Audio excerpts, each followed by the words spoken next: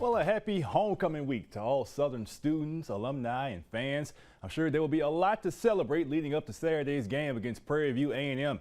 Unfortunately, the football team is not one of them. The Jaguars are off to their worst start since 1971 with a 1-5 record. Last Saturday's 45-14 defeat to Bethune-Cookman was Southern's fourth straight loss of the season and their first ever to Bethune-Cookman. But there's worse. It was also the fifth time this year that Southern has failed to score 20 points while losing by a minimum of 20 points. As we are halfway through the 2025 season, all of that bad that I just reeled off gives fans a reason to completely check out. But during today's press conference, Terrence Graves had a message for the Jaguar Nation. Keep the faith.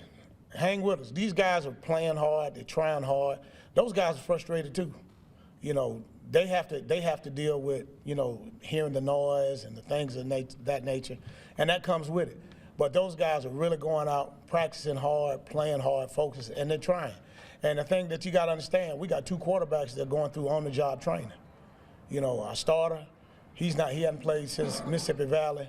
Our guy that was here in the spring, you know, he left for personal reasons, family reasons. So we're playing with two new quarterbacks. And so it's not as if, and those are not excuses, those are the reality of it.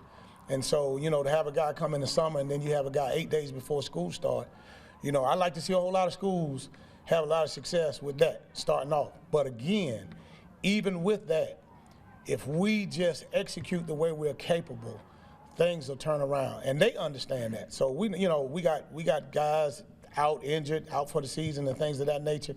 That's part of it. That's part of it. We don't make any excuses. It's next man up, and then it's up to us, whomever's available.